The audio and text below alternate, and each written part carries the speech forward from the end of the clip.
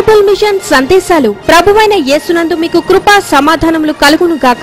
Father Devadasu అయ్యగారికి దేవుడు బయలుపరిచిన Bible machine సందేశాలు రెవరెండ్ డాక్టర్ యేసురత్నం గారి ద్వారా మీకు అందించబడుచున్నవి. మీలో ఎవరికైనా శ్రమ సంభవించినా మాతో పాటు ప్రార్థనలు చేయండి. ఎవరికైనా సంతోషం కలిగినా మాతో పాటు కీర్తనలు పాడండి. రెవరెండ్ డాక్టర్ యేసురత్నం గారు ప్రతి సోమవారం స్వస్థత ప్రార్థనలు చేయడం ద్వారా వేలాది మంది భక్తులు స్వస్థత పొంది ప్రతి సోమవారం స్వస్థత సాక్ష్యములు చెప్పుచూ దేవునిని మహిమపరచుచున్నారు. ప్రేమతో మీ అందరినీ ఆహ్వానించువారు reverend doctor N Yesuratnam, Bible mission స్వస్థతశాల, కొవ్వాడ రోడ్, చీడిగా, కాకినాడ. ఫోన్ 65888737. అందరికీ మరణాత. దేవుడు ఫాదర్ ఎం దేవదాసాయి గారికి బయలుపరిచిన బైబిల్ మిషన్ సువార్త పరిచర్యలు దేశ విదేశాలను విస్తరించున్నవి. రెవరెండ్ డాక్టర్ ఎన్ యేసురత్నం గారి ద్వారా ప్రతి సోమవారం బేతస్తా సోషాలందు అనేక స్వస్థ ప్రార్థనలు జరిగిపడుచున్నవి. అందుకు స్వస్థత నొందిన వారు అనేకులు సాక్ష్యములు చెప్పి దేవుణ్ణి మహిమపరుచున్నారు.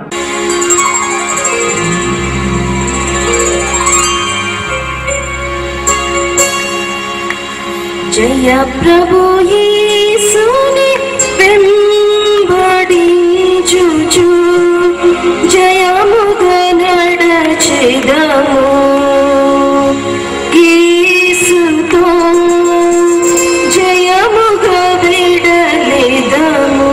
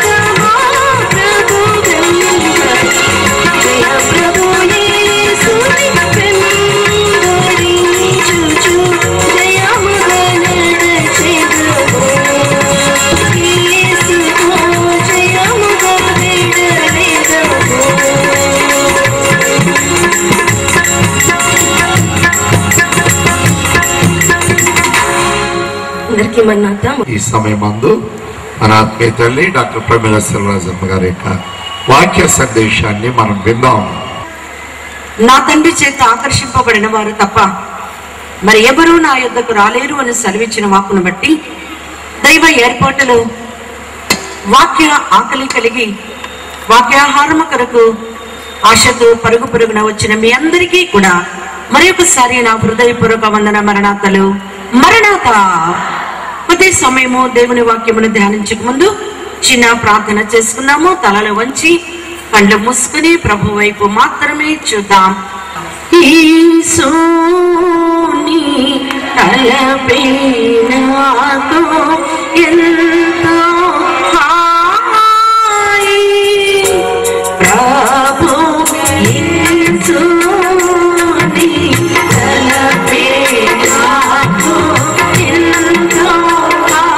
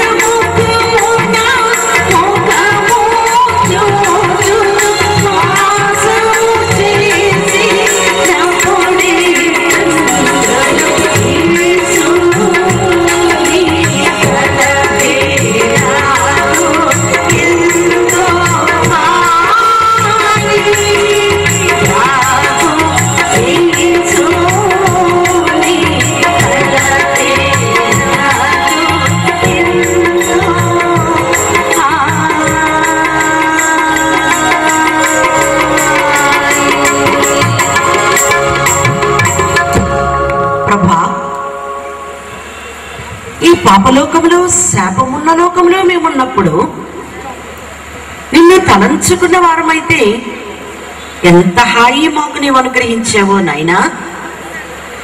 అయితే నీ దగ్గరకు వచ్చి నీ సముఖములో నిన్ను చూస్తూ ఉన్నప్పుడు ఎంత హాయి ఉంటుందో అని వధువు సంఘమునకు అనుభవించి తెలియచేసిన హాయిని బట్టి వందనములు తెలియజేస్తూ ఉన్నాము.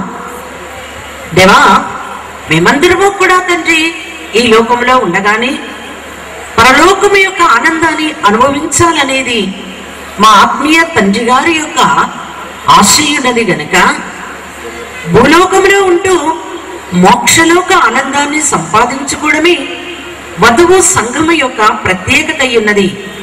స్వామి, నీ సన్నిధిలో సంపూర్ణ సంతోషము కలదు, నీ కుడి చేతిలో నిత్య సుఖములు కలవు అని మేము చదువుకుంటూ ఉన్నాము గనక మహారాజు దావీదు గారికి ఇచ్చిన ఈ అనుభవము తండ్రి రారాజు బిడ్డలమైన మేము కూడా అందిన చక్కని వర్తమానములను బట్టి నీకు వందనములు తెలియజేస్తూ మరికొన్ని విషయములను ధ్యానించే ఉద్దేశము కలిగి మేము నీ వైపు చూస్తూ ఉన్నాము గనక మాతోను మాలోను మా వెనక మా ముందు మా చుట్టూ ఆవరించి ఉన్న మీరే తండ్రి నిద్ర మత్తు పరాకు చిరాకు పరతలంపు పరధ్యానము మాకు లేకుండా రాకుండా ప్రభా దేవాదేవా వచ్చిన మేము నీ వాక్కుతో మా మనస్సును మా ఆత్మను మా హృదయములను నింపుకున్న వారమై అసలైన ఆనందముతో వలలాడగల గొప్ప భాగ్యమును దయచేయమని కూడి వచ్చిన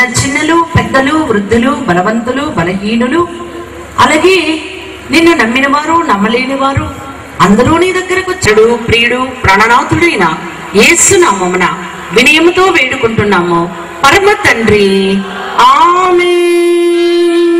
ప్రభునందు ప్రియమైన దేవుని పిల్లలారా, పరిశుద్ధ గ్రంథములో నుండి పరిశుద్ధ వాక్యమును మనము ధ్యానించగలిగిన వారం అయితే పరమగీత గ్రంథము 7వ అధ్యాయము 9వ వచనమును పఠించుకుందాము. పరమగీత గ్రంథము 7వ అధ్యాయము 9వ వచనము. నీ నోరు శ్రేష్ఠ ద్రాక్షారసము వలె ఉన్నది, ఆ శ్రేష్ఠ ద్రాక్షారసము నా ప్రియునికి మధుర పానీయము, అది నిద్రితుల అధరములను ఆడచేయును.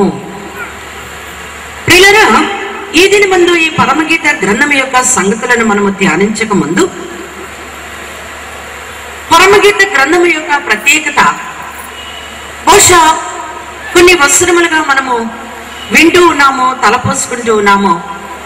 మరిన్ని సంగతులను ఈ పునరుత్థాన ఆనంద కాలంలో అనుభవిస్తూ ఉన్నటువంటి ఈ ప్రత్యేకతను బట్టి వాక్యమును ధ్యానించడం ద్వారా మరి ఒకసారి మనము హృదయానందము కలిగి దేవదేవుని వందించ బద్ధులమై ఉన్నాము కనుక ఈ పరమగీత గ్రంథము చాలా మంది చదవరు అన్న సంగతి ఎంతవరకు నిజమో అని మన జ్ఞానానికి మనము పరీక్ష పెట్టి చూచినట్లయితే ఇది 100% నిజమని నేను మాత్రము చెప్పగలను.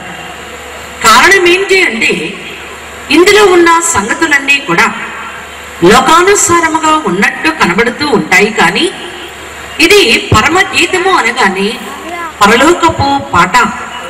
ఎవరు పాడుతూ ఉన్నారు? వరుడు వధువు కలసి.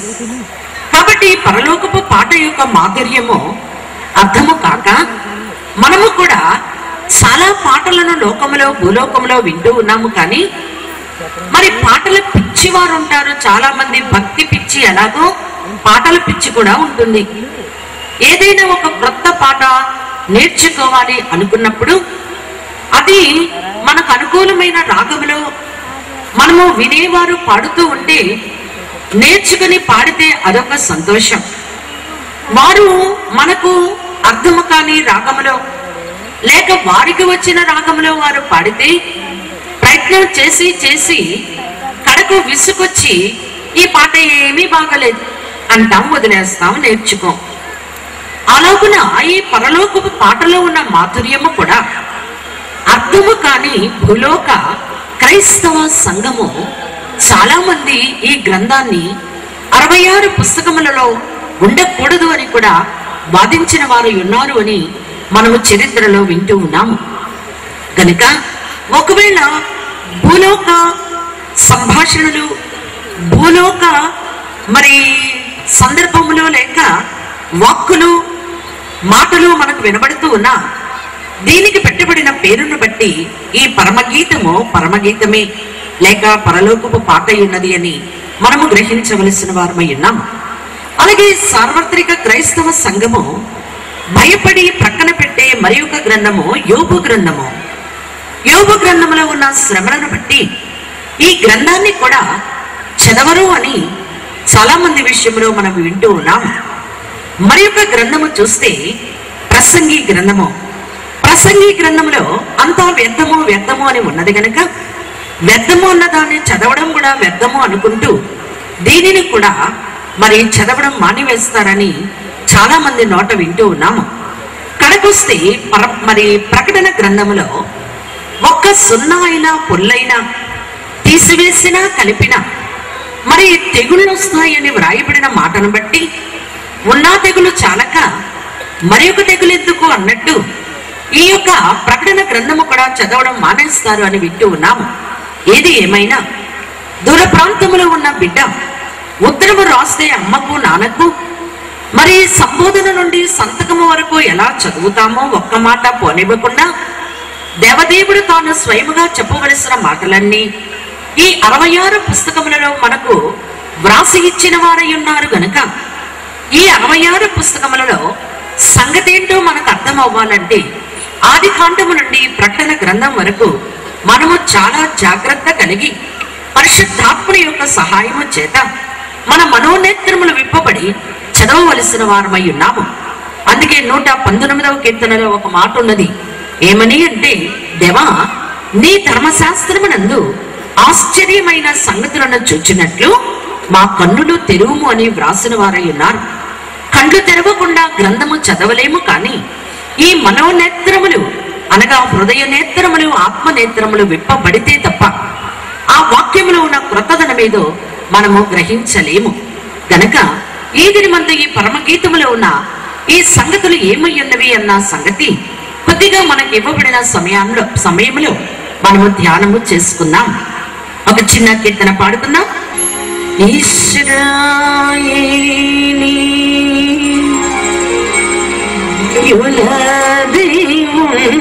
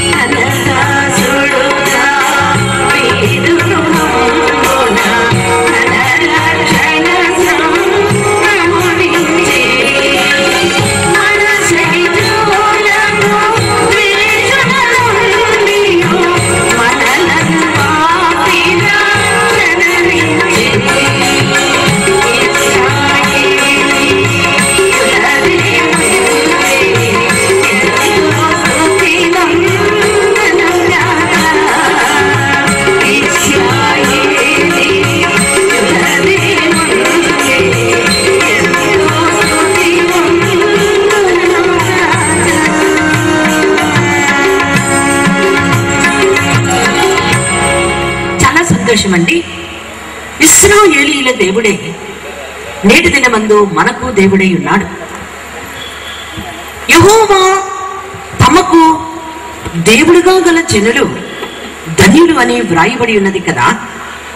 నిజ దేవుని, జీవము గల దేవుని, మరణమును జయించిన దేవుని, సమాధిని ఓడించిన దేవుని మనము నమ్మి వెంబడిస్తూ ఉన్నాము, పూజిస్తూ ఉన్నాము, ఆరాధిస్తూ ఉన్నాము గనక మన దేవుడు ఎంతో ఘనుడై ఉన్నాడు, అలాగే స్తుతికి పాత్రుడై ఉన్నాడు అని మనము చూస్తూ ఉన్నాము. ప్రియులారా, ఇక్కడ 3 రూపములు చదవబడిన వాక్య భాగంలో మనము చూస్తూ ఉన్నాము. ఒకటి, నీ నోరు ద్రాక్ష రసము వలె ఉన్నది. నీ నోరు శ్రేష్ఠ ద్రాక్ష రసము వలె ఉన్నది అన్న ఈ మాటను బట్టి వరుడు వధువు యొక్క నోటిని లేక స్వరమును ఘనపరచుట, మెచ్చుకునుట, ప్రస్తుతించుట అనేది మనం చూస్తూ ఉన్నాం. వరుని యొక్క సంతోషము మొదటి మాటలో మనకు కనబడుతూ ఉన్నది.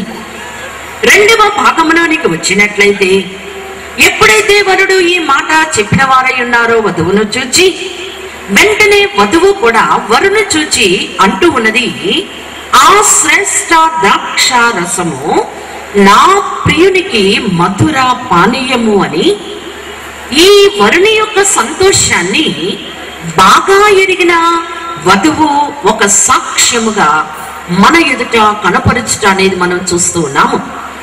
3వది చూచినట్లయితే, అది నిద్రితుల అధరములను ఆడచేయును అనే మాటను బట్టి ఈ నిద్రితులు ఎవరు అనగా మరి సంఘ బిడ్డలమయ్యున్న మనము. కాబట్టి 1 వరుని రూపము, 2వది వధువు రూపము, 3వది సంఘ రూపము కూడా ఈ చదవబడిన చిన్న వాక్య భాగంలో మనము చూస్తూ ఉన్నాము.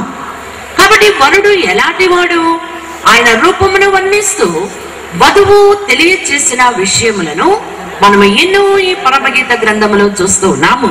ధవల వన్నుడు రత్న వన్నుండు నా ప్రియుడు, ధవల వన్నుడు రత్న వన్నుండు నా ప్రియుడు, అవని 10,000 అతి శ్రేష్ఠుడాగండు, ధవల వన్నుడు రత్న వన్నుండు నా ప్రియుడు, ధవల వన్నుడు రత్న వన్నుండు నా ప్రియుడు, ధవల వన్నుడు రత్న వన్నుండు నా ప్రియుడు, అవని 10,000 అతి శ్రేష్ఠుడాగండు, ఎవరు ఆయనకి సమరూప పురుషులు.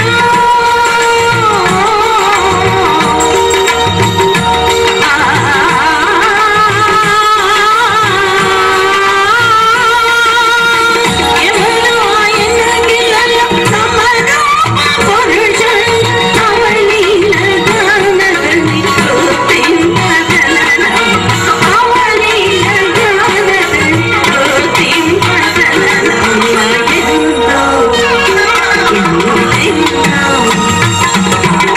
ఎంతో సుందరుడమ్మా, ఎంతో మురిసిపోయాను, ఎంతో సుందరుడమ్మా.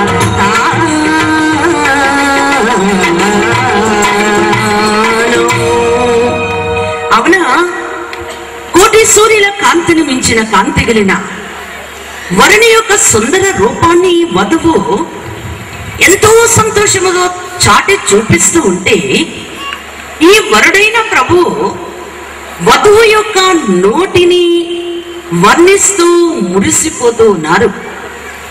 ఈ పరమగీత గ్రంథంలో ఉన్న మరి ఒక మాట, నీ ముఖము నాకు కనబడనిమ్ము, నీ స్వరము నాకు వినబడనిమ్ము.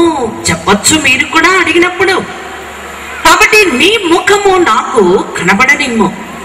మన ముఖము ఎప్పుడు దేవదేవునికి మనము కనపరుచుకుంటూ ఉంటాము అంటే, 1 ప్రాతకాల సన్నిధి కూటములో లేక ధ్యాన సన్నిధిలో, 2వది ఆదివార ఆరాధనలో, అలాగే 3వది ఉపవాస కూడికలో, 4వది ఈలాంటి సభలలో. కాబట్టి మన ముఖము ఆయనకు చూపిస్తూ ఉన్నాము. మన ముఖము ఎంతో మనోహరముగా ఉంటూ నిజమే.